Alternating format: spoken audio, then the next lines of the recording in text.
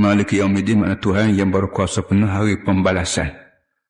Minggu lepas kita baca cara babul hasyri.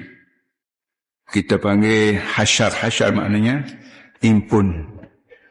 Dan dalam bahasa kita Melayu kita panggil padang mahsyar.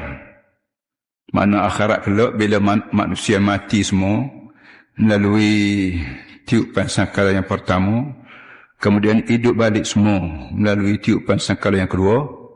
Semua yang hidup sejak daripada zaman Adam AS sampai kiamat akan dilambok jadi barang lambok di padang mahsyar. Padang mahsyar, padang tempat Allah Ta'ala lambok manusia dan lambok segala aktiviti manusia di muka dunia. Baik aktiviti ini selaras dengan Islam ataupun aktiviti yang tak selaras dengan Islam. Kalau selaras dengan Islam inilah hak jadi aset kita di akhirat kelak. Berah bekal, makan minum kita, pitih mah kita daripada mahsyar dalam syurga. Hak lambok ni, hak baik ni.